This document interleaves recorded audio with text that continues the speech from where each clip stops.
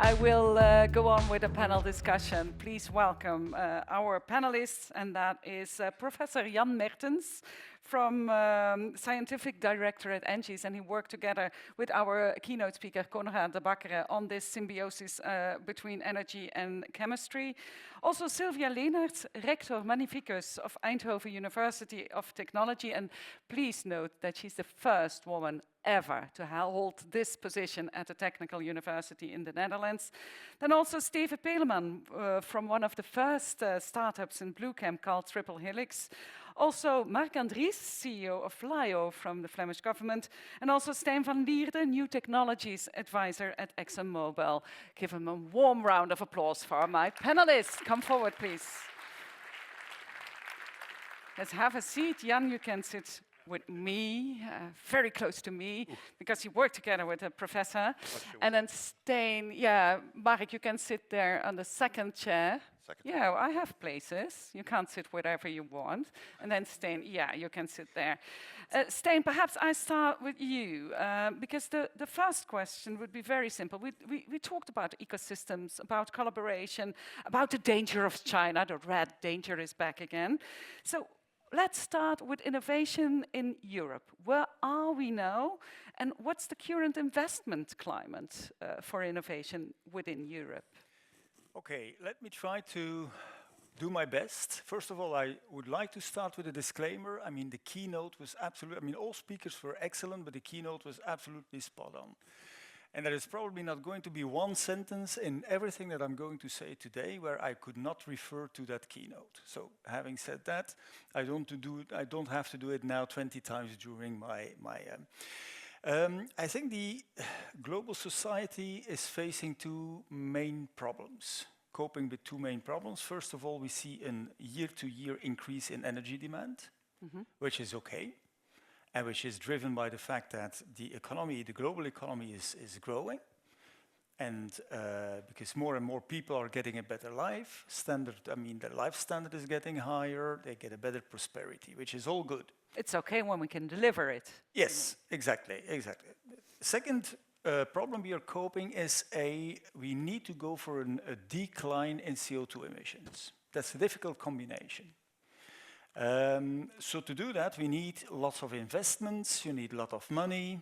Yeah, massive investments we heard from the keynote speaker. Right, exactly. So you need new technologies like carbon capture and storage, direct air capture to kind of decline the CO2 emissions, and you need technologies to grow the energy needs. You need to work on hydrogen, you need to work on low emission fuels, call it sustainable aviation fuels.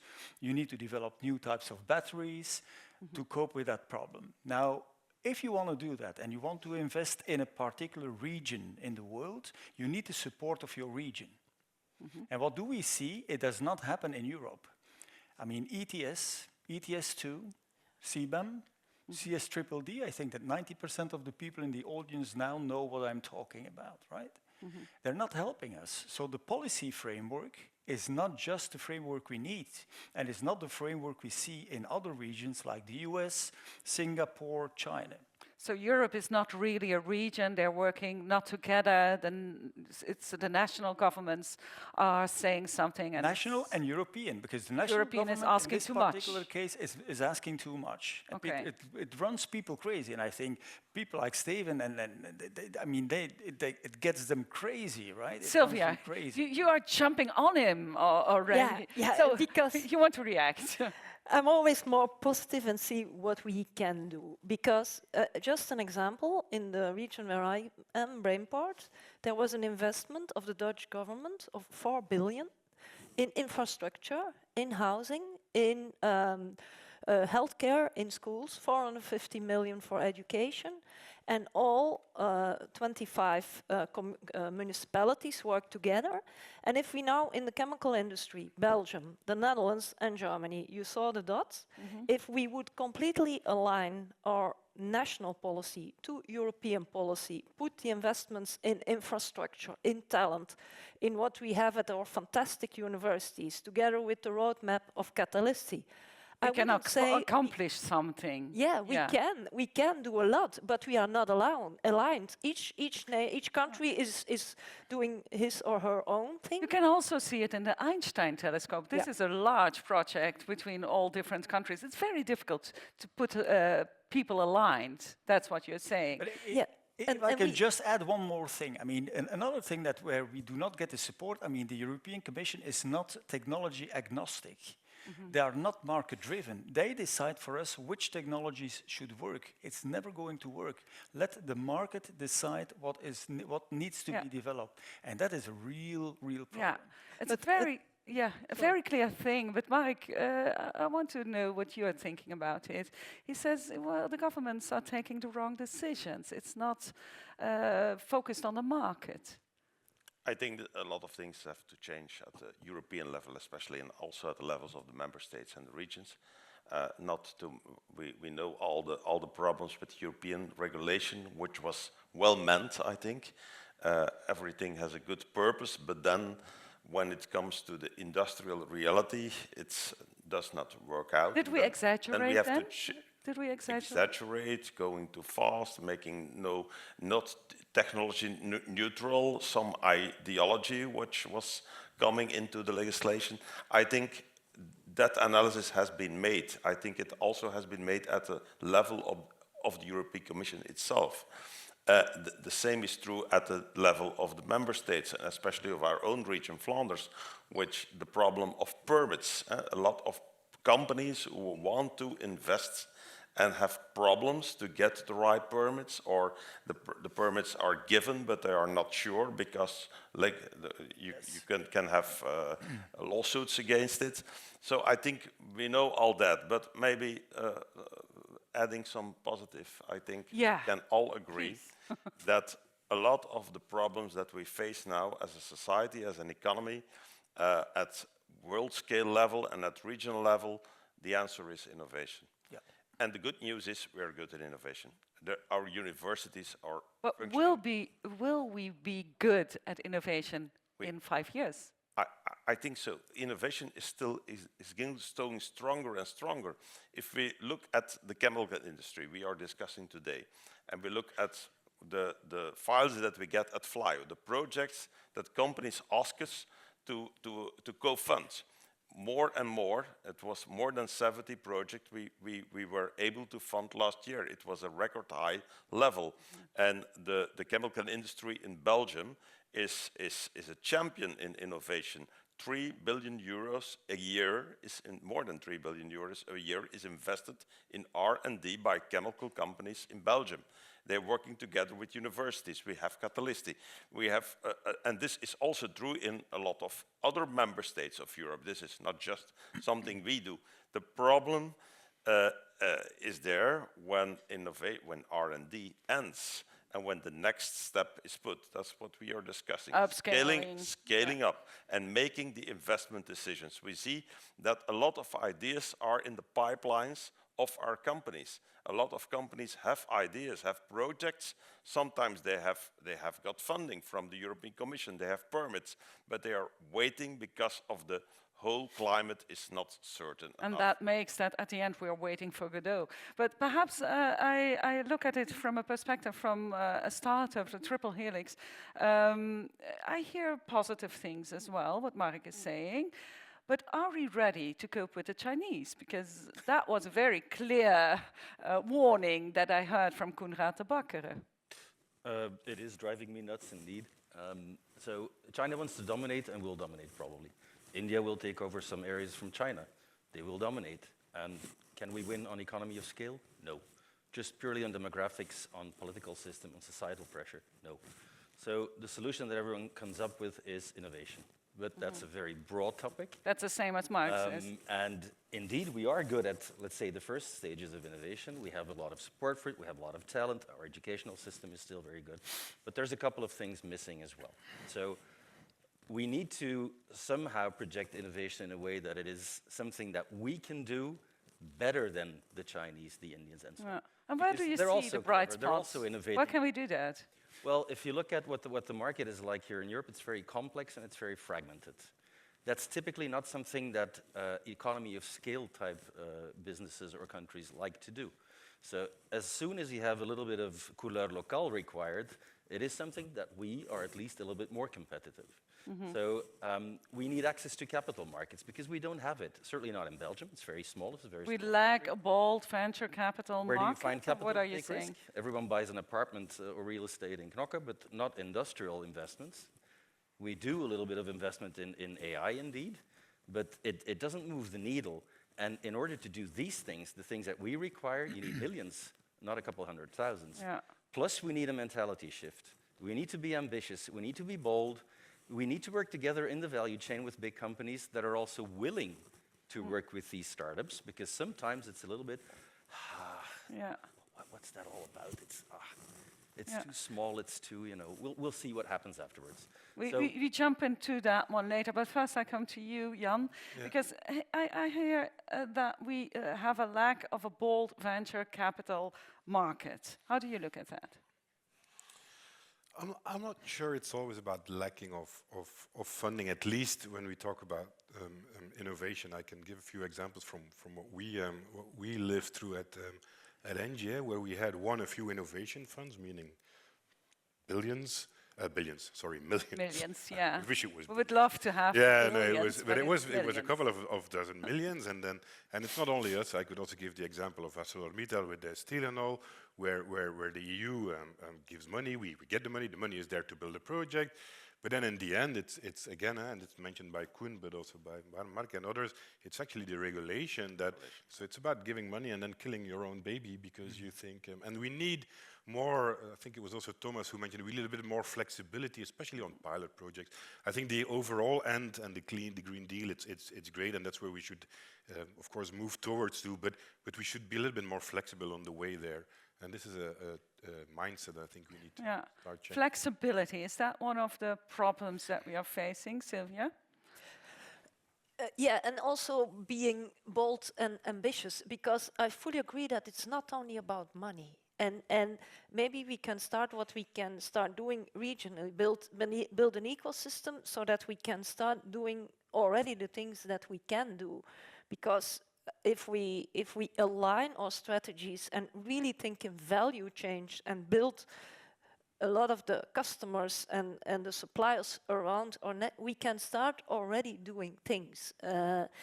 And yeah, there is an option also in Europe, the 28 regime will be set up. I think we shouldn't not always wait for Europe. There is a lot of things that we can already do, and that is really thinking in value chains and look for our own ecosystems between Belgium, the Netherlands and Germany. And okay, we will, there is a lot of legislation, but the world is changing, it goes too slow, but It's as we heard, just do it and see the opportunities. But still, the ask is Europe at risk at falling behind on China? And that's something that, I think the answer there is yes to me. But I think we're all saying the same. Innovation is absolutely crucial, and I think luckily we have Catalisti, we have clusters like Catalisti that are basically using an overarching academic platform and make it interact with the industry. Yeah. I think we all say the same. I mean, innovation is crucial, but you need the right investment climate. And that is what we are lacking here compared to other regions. Yeah. That's at least our impression. Can I add just one thing? There is 1.3 trillion in European savings, of which 300 billion goes to the US. What is happening now in the Netherlands with the pension funds is if we all look at our national investment funds, we also have PMV and FPIM. If we align that more, we can start already doing what we can do. The pension funds have huge potential if we build smart investment strategies.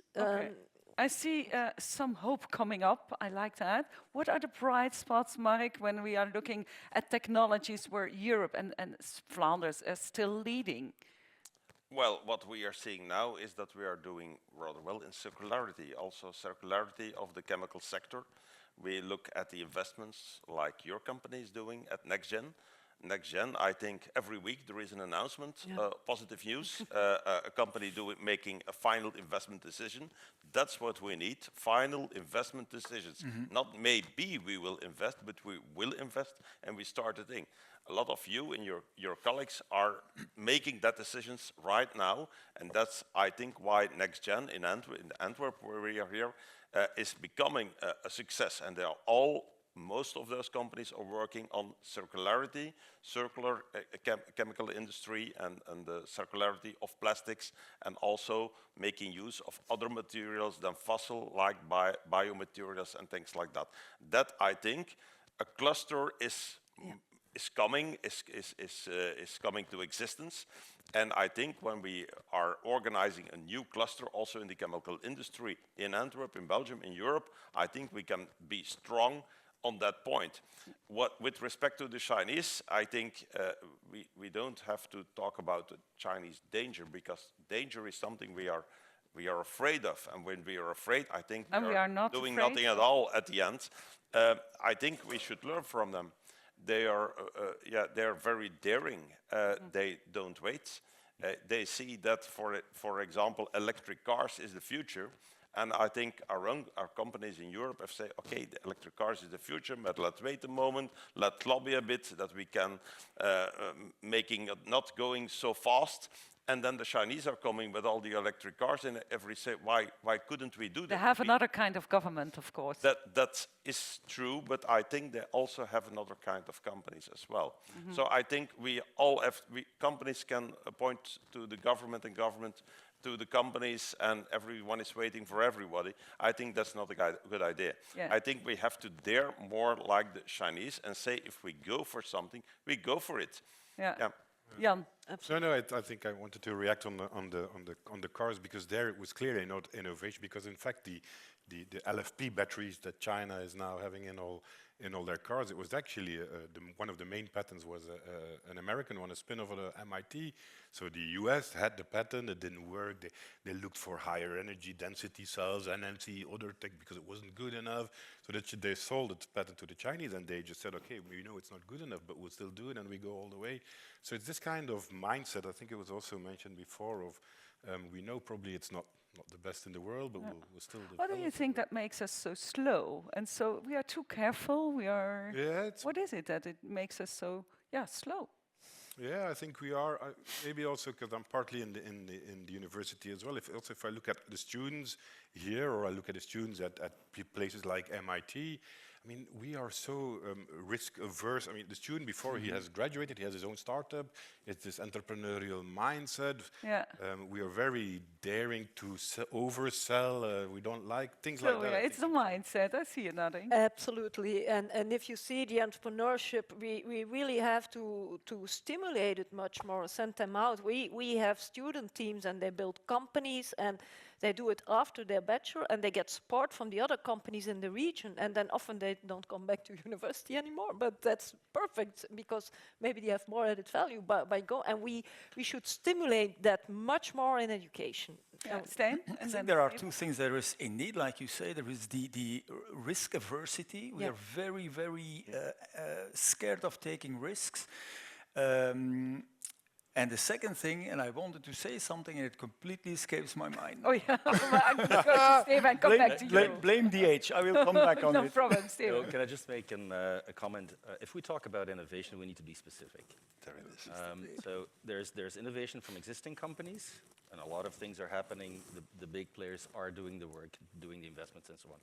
And there's investments by companies that do not exist yet or are in startup phase. They don't have revenue streams. It's very difficult to go to a bank and so on. Totally different dynamic. And this is where the tricky part gets in. For those kind of players with high capex requirements, it is very difficult.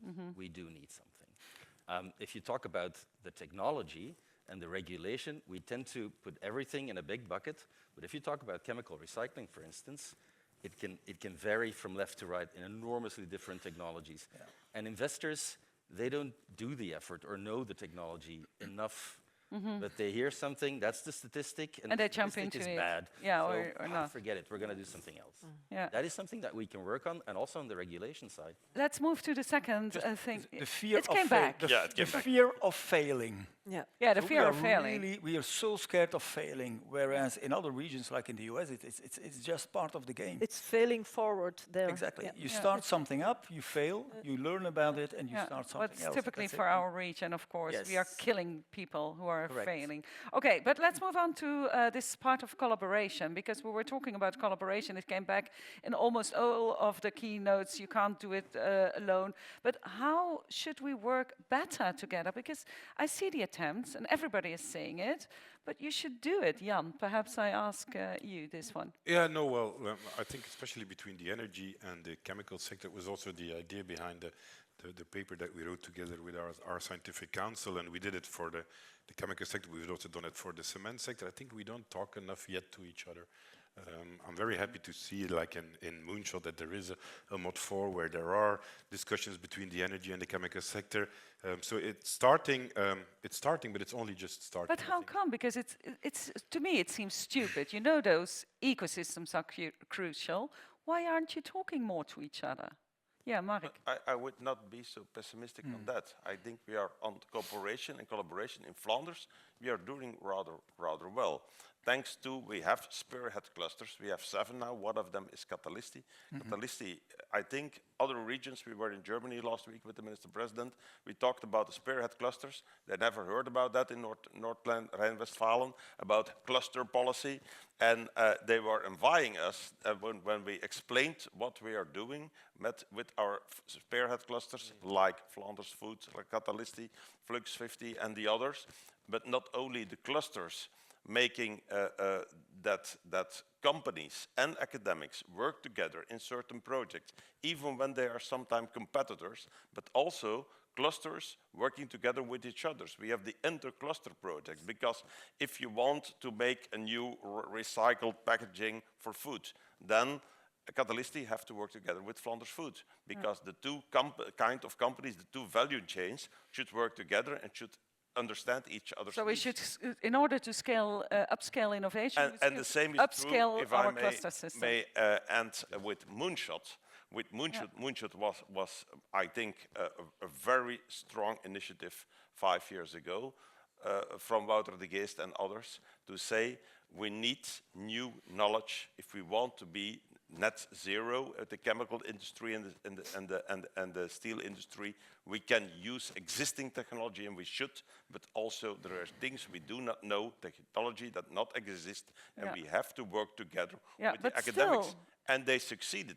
We see the projects that were coming, that universities, other knowledge institutions, and the industry work together, and that way that we make our way forward with that. Everybody wants to react on that. Silvia, I start with you, because still I hear from every keynote speaker, okay, we are doing something that is quite good with this cluster system, but it can be better. So no, I fully agree that we were pioneering with the cluster approach, and I love that a lot. But I think it's now time to go to the next level and involve the national and the POM and the BOM, the provincial development, and really couple that roadmap to implementation. Who does what? Who takes which responsibility? That is what we do in Brainport. We make a 10-year roadmap, and the province invests, and the city invests, and we so as every stakeholder is at the table. Every stakeholder takes his or her responsibility and really has to deliver.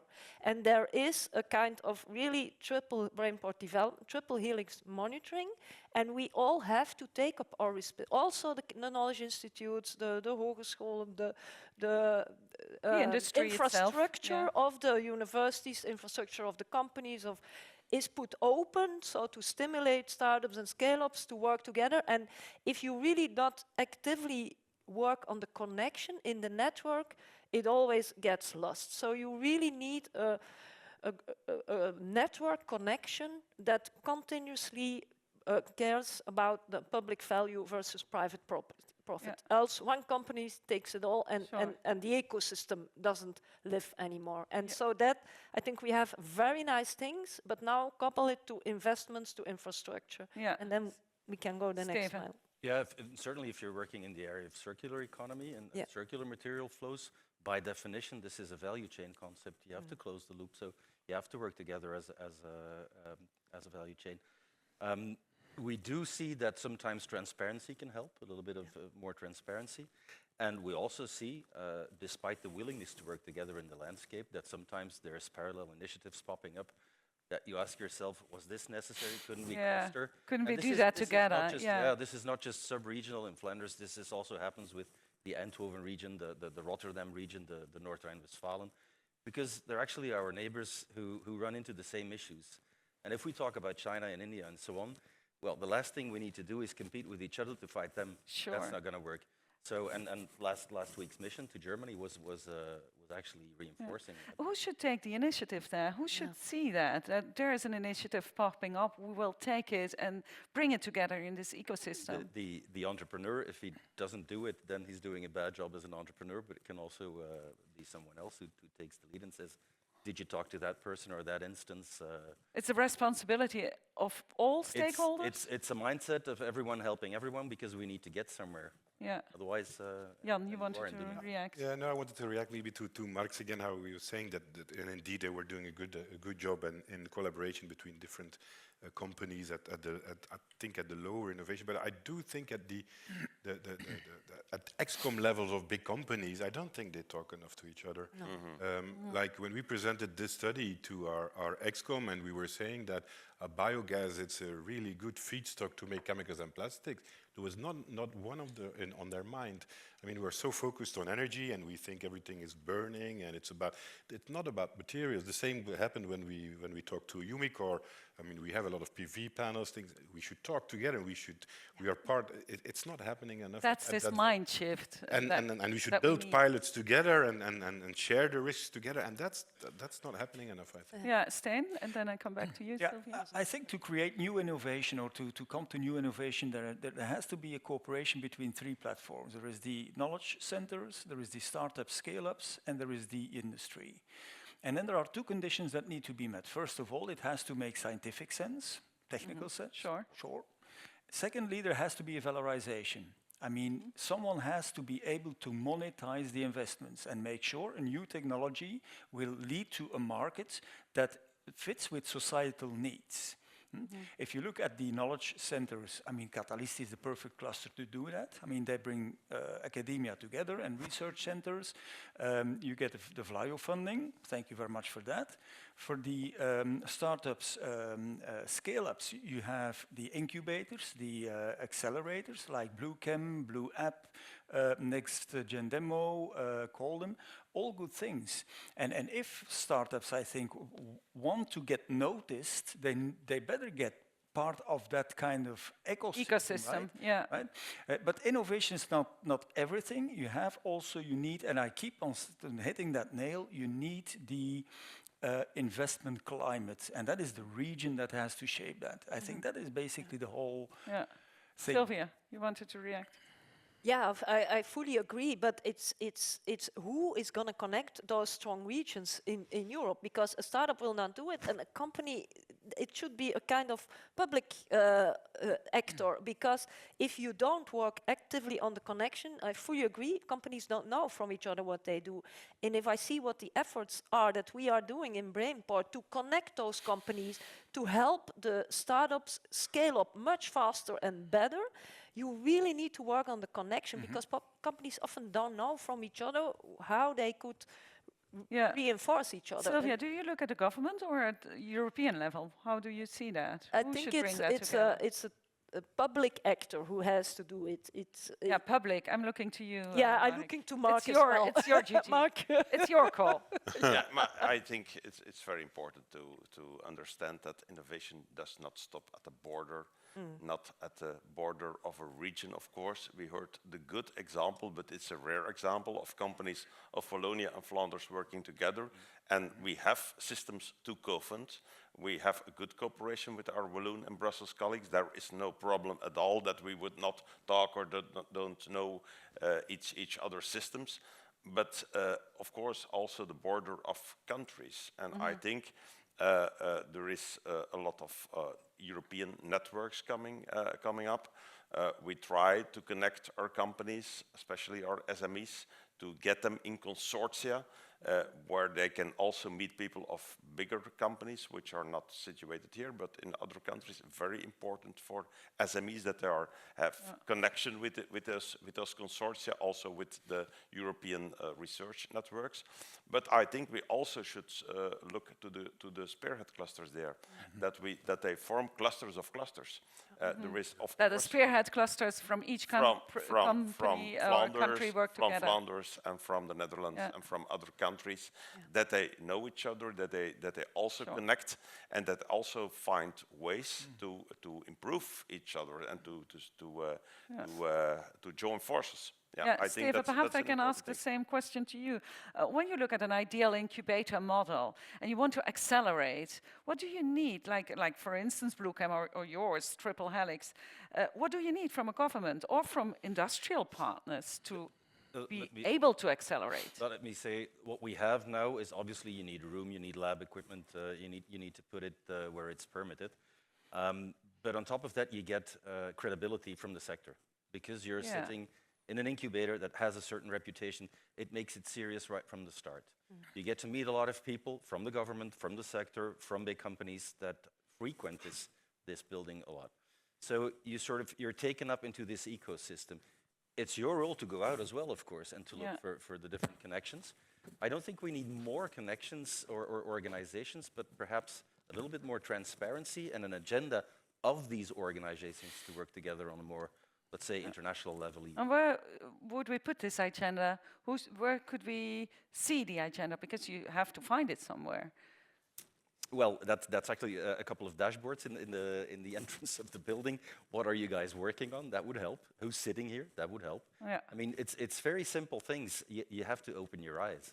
Yeah. If you just assume that everyone will tell you where to go and who to visit, it doesn't work like that. Jan, would that help to be more transparent, to have more agendas and knowing what you're doing from each other?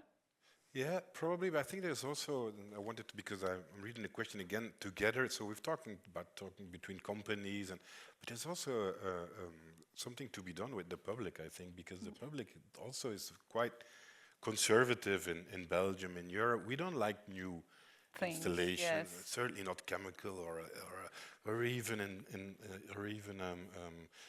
energy ones. We certainly don't like new mines, but we do all want an electric car. So there's a lot of things to be done on the public side, and if we don't have all of the, also a recycling facility, there are emissions to air, there are emissions to water. It does imply a lot of renewable energy or energy, possibly renewable or preferably renewable. So we will need to build new things. So there is a lot of work to be done, and I'm not sure this is done today. So we need a better communication also from the sector, and that's a role perhaps for everybody, but certainly also for the clusters. Going to the next topic, how, and that's a really difficult question, how can we balance these short-term needs that we see with the long-term investments that are needed in innovation in our region? How can we do that? Because you have to choose where do you put your money, Stijn, and then I come back to Mark. Well, there we found a good formula with... He was a politician once, so he takes the word. Oh, sorry. Yeah, go ahead, Mark. Yeah. No, go ahead. Catalisti and Moonshot. In Catalisti, we fund projects on the mid-term where research and development with a valorization perspective, which is not far away. With Moonshot, we have another funding program for strategic basic research, that for technology that we not yet have, for things that we don't know yet, and where we need academic research, which will not give a result in 2 or 3 years. But in the long term. We all know that, but in the longer term.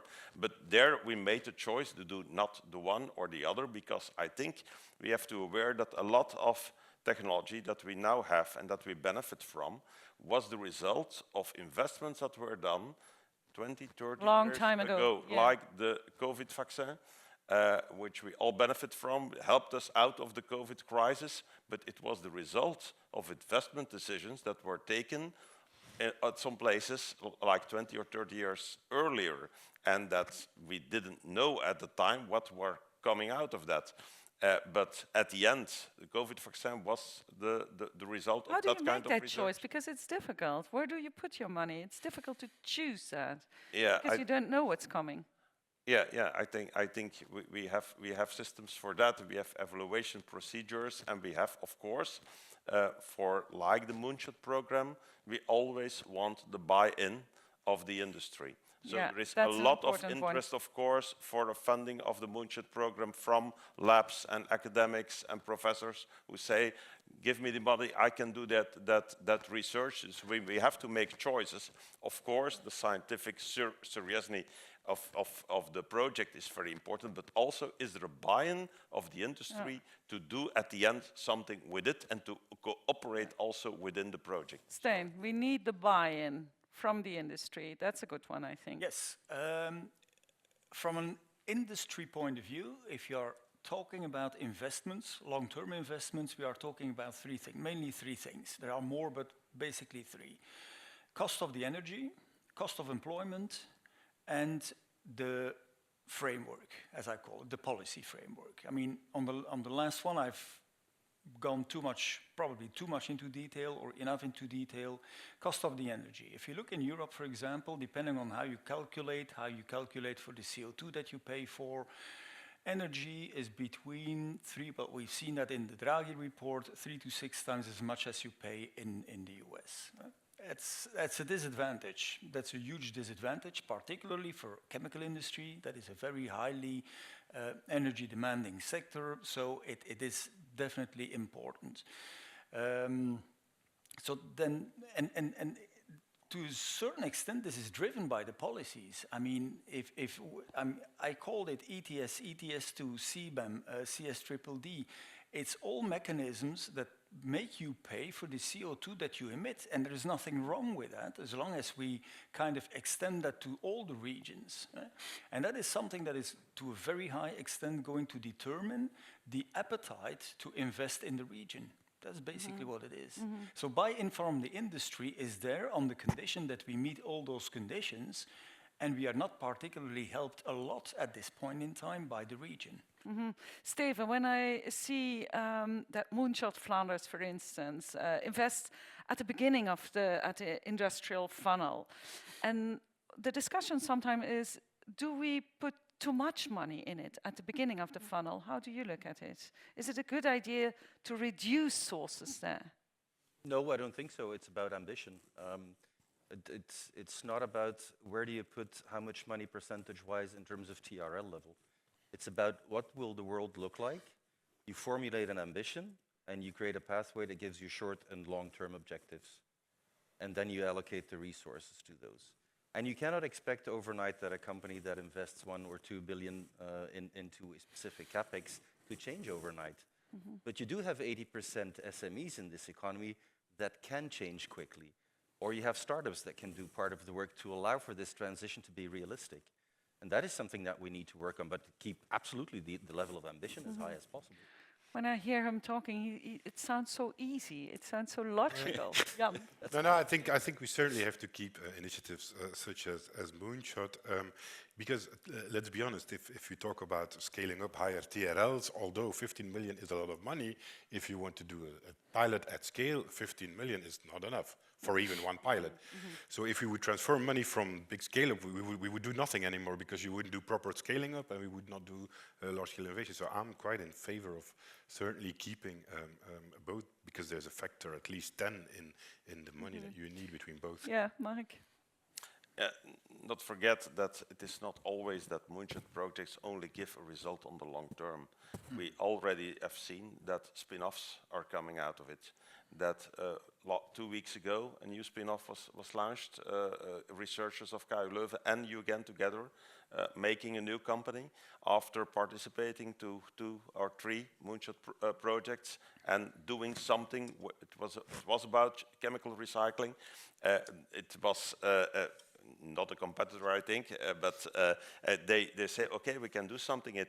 After a company is launched, capital is raised, they can make the results of the project useful for our industry, and why not for the world. So you're telling me that you can play on two chessboards at the same time, in fact? Of course, yes. Yeah. Okay, Silvia? Yeah, the one reinforces the other. If you don't invest in long-term or fundamental research in the long term, you're not competitive anymore. But from the other side, you should also dare to stop things. So if you invest in low TRL level, real more fundamental, and it doesn't work, you should also dare to stop. And that's what the US does very well with the dark They say, this failed, we stop with this one. And I also like the example of also fundamental research can give startups and scale-ups, but you should bring in entrepreneurs and let them show them what you are doing in your research.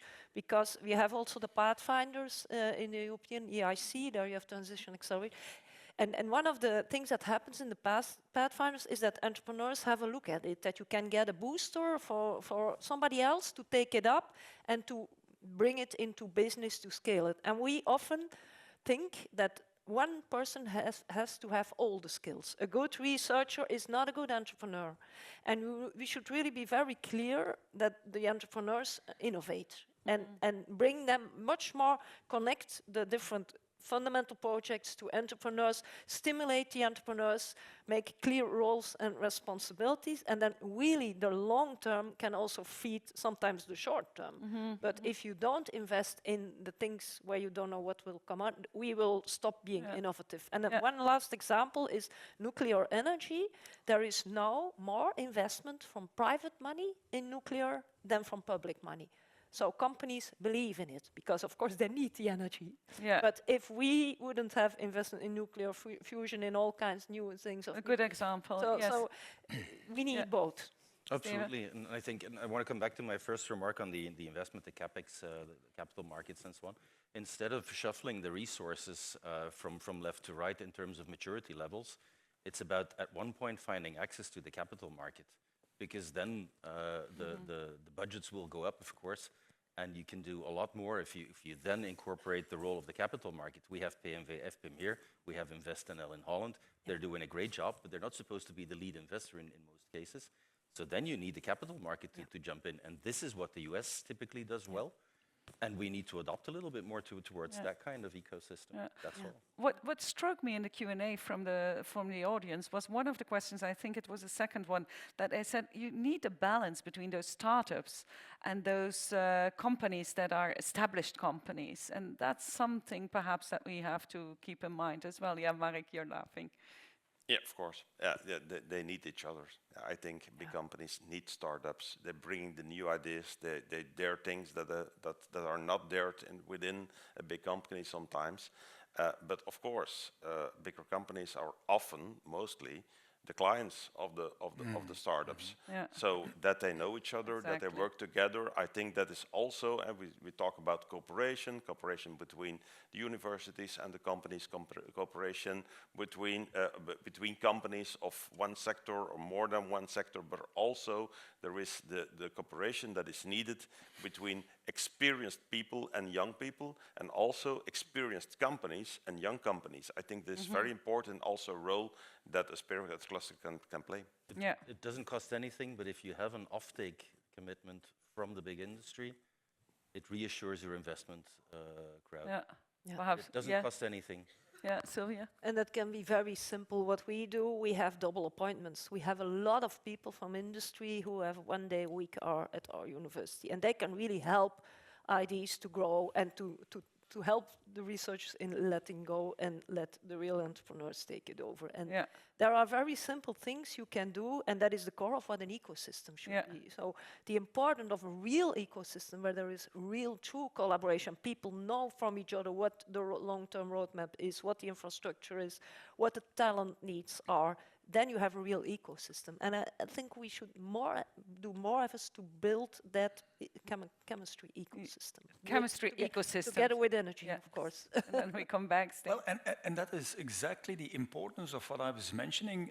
Groups like Bluechem, for example, incubators, where those two platforms are coming together. We meet, I mean, I meet Steven, Steven meets us, and that's the way we get in touch, basically. So that works perfect. And one thing probably what I forgot to say so far, Essentia, that type of organizations is also crucial to make sure that there is the correct communication between those clusters and for example, government, that they can translate our kind of ideas into a language that is understandable for politicians. Yeah, I think they're working closely together already with Essentia. Yes. I think, yeah.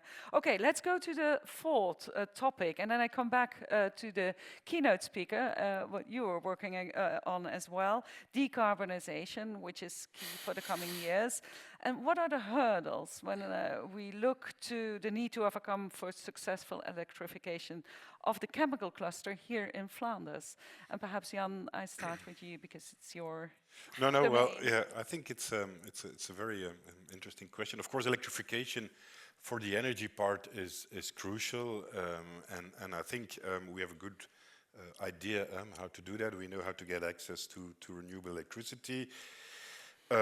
The question for the electrification of the energy needs of the chemical sector is not so much we will be able to do it. Until 2-3 years ago, I would dare to say you still have people saying, oh, you can't electrify high temperature heat, it's impossible.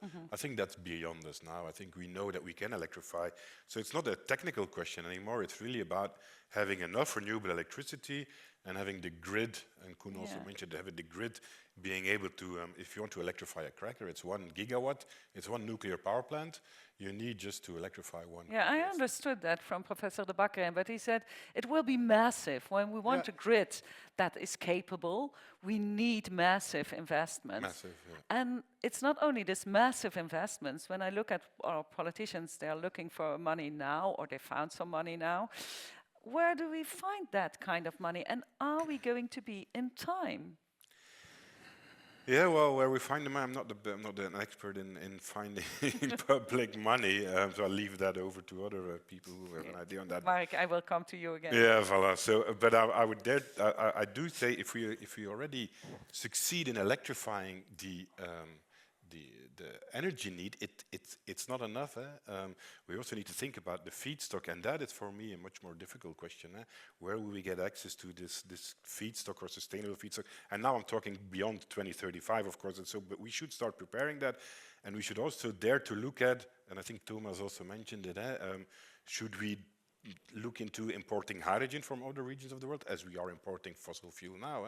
Should we try to import hydrogen? Hydrogen, it's a very difficult molecule, probably won't be hydrogen, but should we look into importing methanol as a C1 feedstock for the downstream in the industry? I think we need to start asking ourselves these questions, because the electricity already we will need to electrify. It won't allow us to also electrify the heat, the feedstock, and produce hydrogen and then make CO2 or direct air capture react with. I'm not sure we will be able to do that.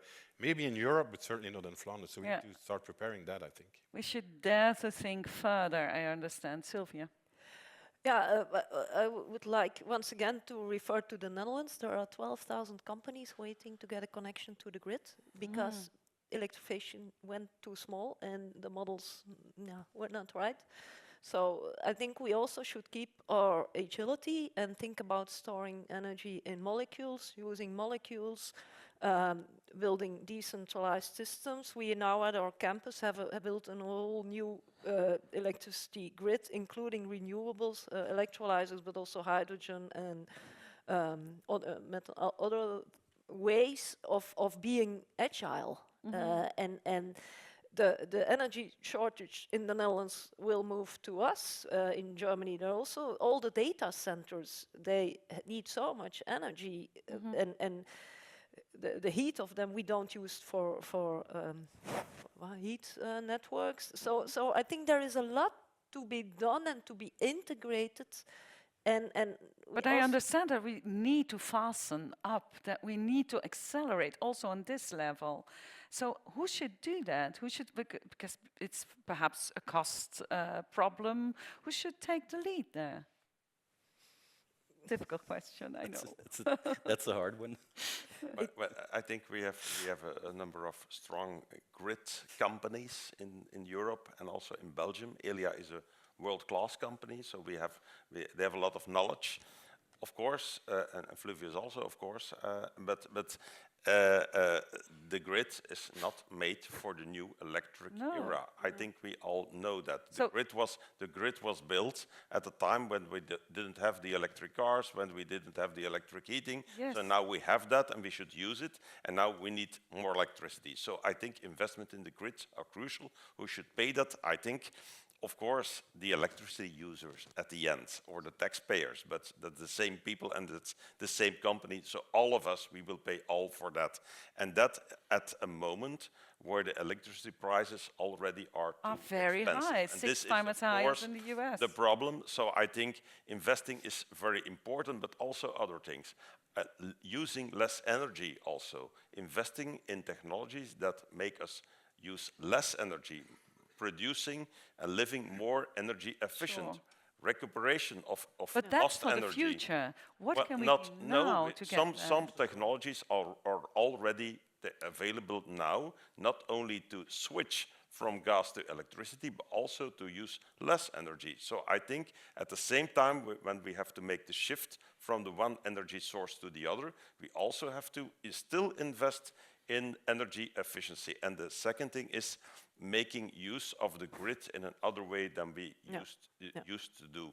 And that's, let's say, another way of life for all of us, because electricity was always there and was always cheap and it was available. Yeah, the same thing for water, for example.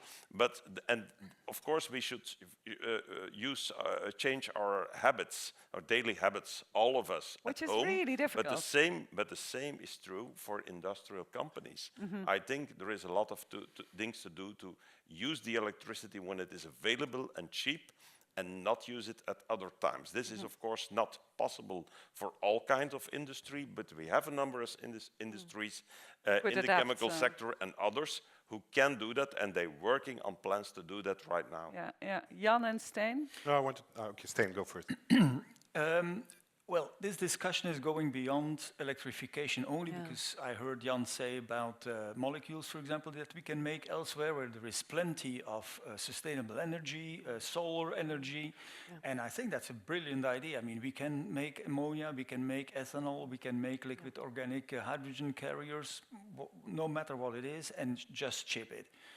I mean, shipping ammonia is a different thing, but okay, maybe time to look. We have some experience. We have a little bit issues. Second thing, what I just heard is that the idea that I hear talking about, and Jan is probably way more knowledgeable than I am, is like, for example, Port of Antwerp. It's a very big chemical cluster, industrial cluster. Can we make a kind of a microgrid in that area so that you don't have to kind of use all the capacity from the whole grid in Belgium, for example, or beyond? Can we make kind of, and maybe a direct current rather than alternate current, kind of microgrid systems? And then coming to electrification of the chemical industry, well, it's not an EV. It's not we are talking about different volumes of electrons than running an EV or running a heat pump. I mean, for domestic use, we have the solutions. Yeah, there's no problem for domestic use. Electrification of chemical energy industry. is another story. And then we get exactly to what is the cost of the electricity. And if the efficiency of most of the time using electrical energy increases the efficiency, for example, if we could use induction heated reactors rather than thermal heated reactors, the efficiency would go up, and maybe we can justify a slightly higher electricity price then. But the second thing, and that brings us back to the discussion we had, it's the stability and the capacity of the grid. And we are still far away from where we need to be. So we really need to look, and then there is path 4 from the moonshots, and that is looking at new types. Let us look at that more in detail and see if we can work at local grids, for example, and kind of distress the generic grid by developing things like that. But electrification short term, for the time being, I don't see it happen very short term. I think in the upcoming 2 to 3 decades, our belief is that the 30 years. 3 decades, the next 2 to 3 decades, the energy mix in the chemical industry is going to be a mix of all available sources: sustainable, solar, wind. Nuclear capacity, we didn't mention it yet, but crucial there, small nuclear reactors, and unfortunately the conventional types of energy that we, because 80% of our energy is still relying on that type, whether we like it or not.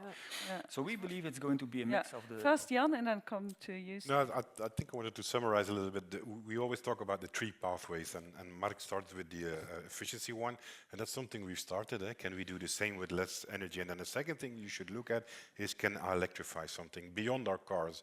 Because if you can electrify something, you usually gain a factor 2-3 as well in efficiency. You need 2-3 times less energy if you electrify something. A combustion car is 27% efficiency, an electrical one 85. So that's a second. So if you can electrify beyond cars, also electrical heat, you should, if the grid and you have enough renewable electricity. And then the third thing is we will need molecules, and people are debating, will it be 30% of the energy need that it will be molecules? Will it be 35? Will it be 40? If you're a gas company, you say it will be 50. If you're EDF, you say it will be 20, that you need molecules. But somewhere in between there, probably everybody agrees that around 30% will be molecules. And for me, this question is, where will we be able to get access to these sustainable molecules? And that's probably not going to be in renewable scarce areas if you want sustainable ones like Flanders. So I'm coming back to the point that we made. We should do first, certainly electrify as much as possible the energy need, but for this 30% of the molecule question, we need to think whether we can talk to Morocco, to Spain, to... what Thomas told us before. Yes, Steven. Yeah, I think we need all of it going forward, certainly in the first couple of years. We don't just need the energy and not just the chemical industry. There's something else in our society as well. We need the hydrocarbons, and we need bio-based and non-bio-based. We need recycled and basically fossil fuel. So it's about how we use what we use and allocate properly. Because we have 3 challenges, and we sometimes don't talk about it anymore. We have an economic challenge at hand today. That's clear. So whatever we can do today to make things less bad, we have to do. We have a sustainability challenge in the long run that is really dramatic. And we want to be strategically independent on those resources that are critical to us. So yes, abroad, working together, absolutely, but not with regimes we don't trust. So not with China. That is a difficult mix, of course.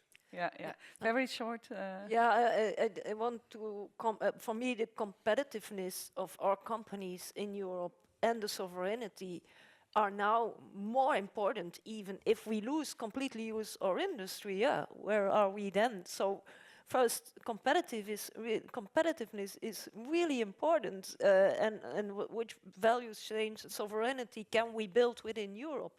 And then, okay, our governments or policymakers can support that, but we should not forget that first of all, competitiveness is there. Okay, I have one final question to round it up. Let's say you are Minister of Innovation for one day, and you can decide whatever you want, one thing to accelerate innovation. What would it be? Stijn. I guess the one that I just mentioned on, can we look more smart at how we build our grids? Can we find a way to kind of keep very big clusters that need immense amounts of electricity?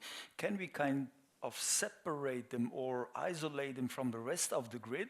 Not completely separating in the sense physical separation, but at least making it possible to run them individually in the local area and kind of distress there the grid.